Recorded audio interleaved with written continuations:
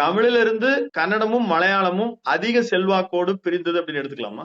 அப்படி சொல்ல முடியாது. தெலுங்கு நீங்க மலையாளம் சொல்லலாம். நம்ம கன்னடத்துக்கு வந்து சான்றுகள் இல்ல. மலையாளம் சொல்றதுக்கு நமக்கு நிறைய தொடர்பு இருக்கு. நம்முடைய நாட்டின் கிட்டத்தட்ட பெருமாள் மன்னர் சேரமான் பெருமாள் நாயனார் வரைக்கும் நம்ம தான் ஆட்சி, தமிழ் மன்னர்களுடைய ஆட்சி செய்த பகுதி. ஆனா இங்கே வந்து நீங்க தெலுங்கு கன்னட பகுதியில ராஷ்டிரகூடர்கள், சாளுக்கியர்கள் இப்படி நிறைய வேற வேற ஆட்கள் ஆட்சியாகி அது நிறைய மாறிடுச்சு. தமிழ், மலையாளம், கன்னடம் இது எல்லாமே தென் திராவிட மொழி. திராவிட மொழியிலே மூணா பிரிக்கும் போது தென் திராவிடம், நடு திராவிடம், வட திராவிடம் பிரிக்கும் போது கன்னடம் நமக்கு தென் திராவிடமாக சொற்களுடைய அமைப்புல அதனுடைய சொற்களுடைய ஒத்த தன்மையில இதெல்லாம் ஒத்து வரும்.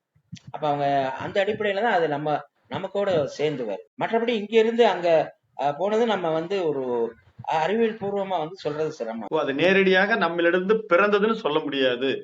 நம்ம அப்படி சொல்வது சரியாக இருக்காது அப்படின்னு ஒரு மொழியியல் அறிஞராக, ஒப்பீட்டாளராக உங்களுடைய நெடிய விளக்கங்களை சொல்லியிருக்கீங்க.